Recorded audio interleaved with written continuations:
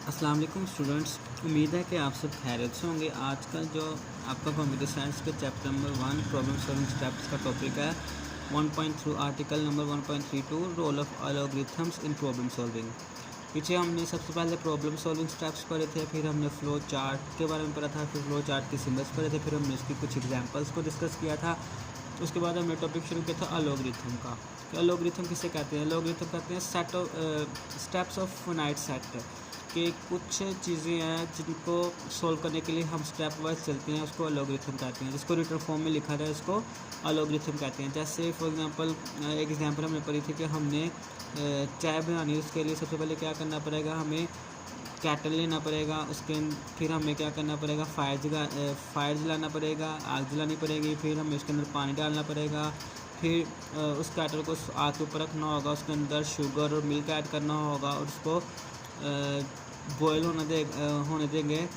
उसके बाद हमने कैटल को आग से उतार लेना है और जो हमारी प्रॉब्लम है वो एंड हो जाएगी। यानी कि इस तरह हम अपने एल्गोरिथम के थ्रू अपना कोई भी प्रॉब्लम है उसको सॉल्व कर सकते हैं। अब वो इस टॉपिक पे हमने पढ़ना है कि जो एल्गोरिथम है वो हमारे प्रॉब्लम सॉल्विंग में क्या किरदार अदा करता है।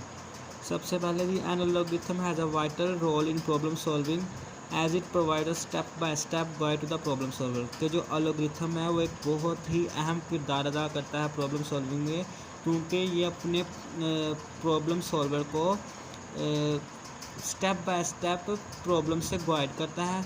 यानी कि इसको स्टेप बाय स्टेप बताता है कि इसने इस तरफ जाना है, जिसके बाद ये चीज़ करनी है। यानी कि फॉर एग्ज़ाम्पल आप लोगों को मैं एग्जांपल हमेशा देता हूँ कि आप लोगों ने पानी पीने जाना है। तो सबसे पहले आप क्या करेंगे, आप जिस जगह पे बैठे हैं डायरेक्ट वहाँ पे आपके पास पानी नहीं आ सकता। सबसे पहले क्या होगा, आप उठेंगे, फिर आप उठ के किचन में जाएंगे, किचन में जाके आप वाटर कूलर के पास जाएंगे, वाटर कूलर के पास जाके आप ग्लास लेंगे, ग्लास के अंदर पानी डाल लेंगे, फिर पानी पियेंगे और ग्लास को उसके ऊपर कूलर पर रख कर वापस अपनी जगह पे आ जाएंगे। तो ये सारी स्टेप बाय स्टेप आपने इस प्रॉब्लम को सॉल्व किया। तो इसी तरह वो कह रहा है कि जो एल्गोरिथम है उसका एक अहम किरदार अदा होता है प्रॉब्लम को सॉल्व करने के लिए, क्योंकि ये अपने प्रॉब्लम सॉल्वर को स्टेप बाय स्टेप गाइड करता है। यानी कि वो अपने प्रॉब्लम सॉल्वर को बताता है कि सबसे पहले उसने ये स्टेप लेना है, उसके बाद उसने ये वाला स्टेप लेना है। It is a complete description of the solution. ये सोल्यूशन के लिए यानी कि एक बहुत ही मुकम्मल डिस्क्रिप्शन देता है हमें प्रॉब्लम को सॉल्व करने के लिए। डिस्क्रिप्शन किसे कहते हैं कि रिटर्न फॉर्म में हमें लिख कोई चीज़ है, फॉर एग्जांपल किसी को कोई बीमारी है तो डॉक्टर हमें डिस्क्रिप्शन लिख के देता है कि ये इसके दवायात हैं। इस तरह वो कह रहा है कि कोई भी एल्गोरिथम है वो हमें एक कंप्लीट डिस्क्रिप्शन देता है, कंप्लीट हदायत देता है सोल्यूशन के बारे में। जैसे कि फॉर एग्ज़ाम्पल आप लोगों को मैंने आप लोगों को मिसाल देता हूँ कि आप लोगों ने जैसे कि मिसाल के तौर पर आप लोगों को मैं स्कूल में कहता हूँ कि आप लोगों की ऑनलाइन क्लासेस होनी है, ठीक है। मैं अब सबसे पहले आप लोगों को बताऊंगा कि बच्चे कल से आप लोगों के स्कूल क्लोज़ हो रहे हैं, अब आपकी जो क्लासेस है वो ऑनलाइन हुआ करेगी। फिर मैं आप लोगों को बताऊंगा ऑनलाइन क्लासेस किस प्लेटफॉर्म पे होंगी, व्हाट्सएप पे होंगी। व्हाट्सएप पे किस तरह आपको ऑनलाइन क्लासेस को आप ज्वाइन करेंगे, जूम ऐप पे, या तो आपको यूट्यूब पे स्कूल का चैनल है उसका लिंक आ जाया करेगा सब्जेक्ट वाइज, आप उस लिंक को क्लिक करके अपना उस लेक्चर को सुन सकते हैं। तो ये एक एल्गोरिथम था, उसका मैंने आपको कंप्लीट सोल्यूशन बताया, कंप्लीट डिस्क्रिप्शन बताई है सोल्यूशन की कि ये आपके पास सारी चीज़ें होंगी, ऑनलाइन क्लासेस होंगी, ये प्लेटफॉर्म आपके पास होंगे, ऐसे जाके आपने अपना वहाँ से लेक्चर सुनना है। तो ये एक डिस्क्रिप्शन मैंने बता दिया आप लोगों को सोल्यूशन की। आगे usually computer program first write an algorithm and then translate it into the code of some programming language. मामूली तौर पर जो कंप्यूटर प्रोग्रामर होते हैं, यानी कि जिन्होंने प्रोग्रामिंग करनी होती है, प्रोग्रामिंग लैंग्वेज एक होती है, वो हम बाद में डिस्कस करेंगे। तो वो कह रहा है कि मामूली तौर पे जो कंप्यूटर प्रोग्रामर होता है वो सबसे पहले एल्गोरिथम को राइट करता है, यानी कि कोई भी प्रॉब्लम है उसको एक पेज पे राइट करता है, फिर उसको ट्रांसलेट करता है किसमें, कोड में अंदर ट्रांसलेट करता है, कुछ प्रोग्रामिंग लैंग्वेज के कोड्स के अंदर उसको ट्रांसलेट करता है। अब कुछ प्रोग्रामिंग लैंग्वेज कौन कौन सी होती है, C++, जावा, GDB बेसिक, सी लैंग्वेज, सी डैव। बहरहाल आप लोग इसके बारे में हम डिटेल से अभी नहीं पढ़ेंगे, ये आपका कोर्स का हिस्सा नहीं है। वैसे ही वो इसमें वो बता रहा है कि सबसे पहले जो प्रोग्रामर होगा वो सबसे पहले एल्गोरिथम को राइट करेगा, फिर उसको किसी भी प्रोग्रामिंग लैंग्वेज के कोड में ट्रांसलेट कर देगा। Some time the designer of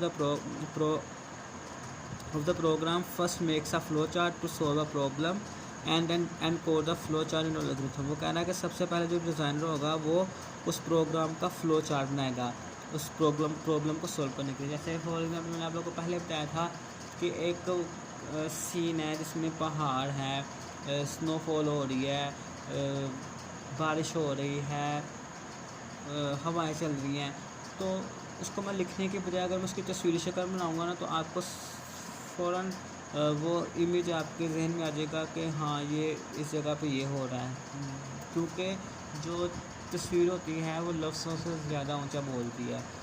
आप पढ़ने की बजाय तस्वीर को देख के सब कुछ समझ जाएंगे, ठीक है। तो उसमें वही यही कह रहा है कि जो डिज़ाइनर होता है वो सबसे पहले प्रॉब्लम का फ़्लो चार्ट बनाता है, फिर उसको एल्गोरिथम में एनकोड करता है, यानी कि फ़्लो चार्ट को एल्गोरिथम में लिखता है। सबसे पहले वो तस्वीरी शक्ल बनाता है, ये मेरी प्रॉब्लम है, इसको मैं ये स्टेप इस तरह करूँगा, इसको ये करूँगा तो ये होगा, फिर उसको वो रिटर्न लिखता है। फिर उसके बाद क्या करता है वो उस एल्गोरिथम को प्रोग्रामिंग लैंग्वेज में कोड कर देता है, ठीक है। तो आगे ये फिगर्स में बताइए कि figure 1.8 show the role of algorithm in problem solving. के फिगर 1.8 में हमें बताया जा रहा है कि प्रॉब्लम सॉल्विंग के अंदर एल्गोरिथम का क्या रोल है। सबसे पहले हमारे पास प्रॉब्लम आती है, प्रॉब्लम के बाद फ्लो चार्ट बनेगा, फ्लो चार्ट के बाद एल्गोरिथम के बाद कंप्यूटर प्रोग्राम करने चल जाएगा। यानी कि जो भी प्रॉब्लम है सबसे पहले इसका फ्लो चार्ट के बाद एल्गोरिथम के बाद कंप्यूटर प्रोग्राम बनेगा।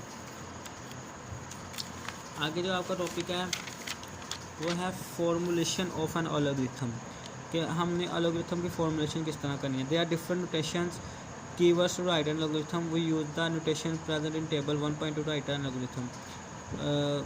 वो कह रहा है कि किसी भी एल्गोरिथम को लिखने के लिए मुख्तलिफ नोटेशन इस्तेमाल की जाती हैं, मुख्तलिफ कीवर्ड्स इस्तेमाल किए जाते हैं, लेकिन वो कह रहा है कि जो इस बुक के अंदर एल्गोरिथम के अंदर कीवर्ड इस्तेमाल होंगे हम उनको डिस्कस करेंगे।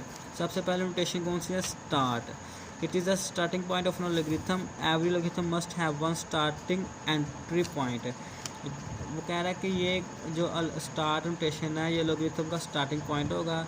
हमारा जो भी एल्गोरिथम होगा वो सबसे पहले स्टार्टिंग पॉइंट से एंट्री पॉइंट से स्टार्ट होगा, यानी कि कोई भी हमारा एल्गोरिथम है वो सबसे पहले किससे स्टार्ट होगा, स्टार्ट लोकेशन से। फिर उसके बाद input, it is used to get input from a user and store it in computer memory with some name.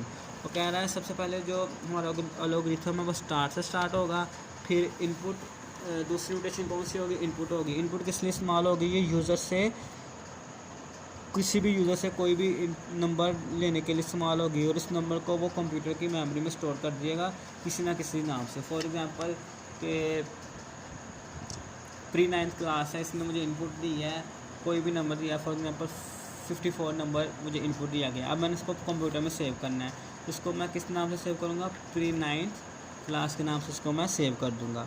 आगे थर्ड नोटेशन है set, it is used to give name to data in computer memory, it is also use to update the value of existing data. वो कह रहा है कि ये किस लिए इस्तेमाल होता है, ये कंप्यूटर मेमोरी में डाटा को नाम देने के लिए इस्तेमाल होता है, या तो ये इसलिए भी इस्तेमाल होता है कि जो हमारा डाटा कंप्यूटर के अंदर मौजूद है उसको अपडेट करने के लिए हम इस्तेमाल कर सकते हैं।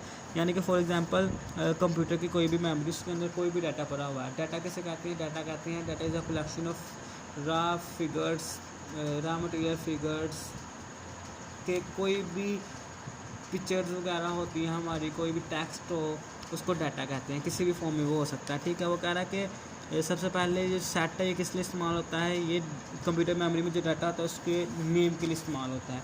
यानी कि फॉर एग्जांपल कोई एल्गोरिथम आप लिख रहे हैं, सबसे पहले तो वो स्टार्ट होगा, फिर आप इनपुट लेंगे, अब उसको आपने डाटा में स्टोर करना है कंप्यूटर मेमोरी में, तो उसको आप कोई ना कोई नाम देंगे, जैसे एल्गोरिथम 1 या प्री 9th क्लास 1, ये प्री 9th ए, प्री 9th बी, ये आप उसको नाम देंगे। फिर वो कह रहे हैं it is also used to update the value of existing data, कि जो भी हमारा डाटा होगा उसको अपडेट करने के लिए इस्तेमाल किया जाता है। यानी कि फॉर एग्जांपल आप लोगों ने कोई चीज़ रखी है उसके अंदर, तो अब उसमें कोई एलोगरिथम इसमें कोई मिस्टेक आ गया तो आप उसको अपडेट करना चाहते हैं, तो आप सिंपली मेमोरी में जाकर वो एलोगरिथम ओपन करेंगे, उसमें जो चेंज करना उसको चेंज करके दोबारा उसको किसी और नाम के अंदर सेव कर देंगे। जैसे आपने पहले प्री 9th के नाम से सेव किया था, अब आप प्री 9th प्रोजेक्ट 1 के नाम से सेव कर देंगे।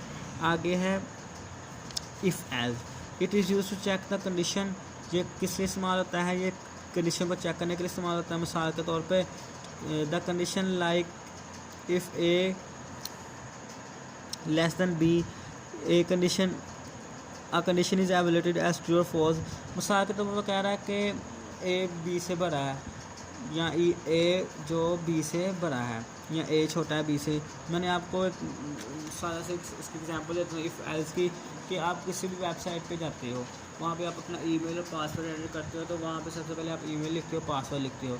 तो अगर आपका ईमेल और पासवर्ड ठीक होता है ना, तो आपको नेक्स्ट पेज पे लेके जाता है, ठीक है। फिर उसके अंदर वो कहता है कि अगर इसका ईमेल ठीक है, इसका पासवर्ड रॉन्ग है, तो इसको एक पेज दिखा दो जिस पे लिखा हुआ मैसेज आएगा, your password is incorrect, please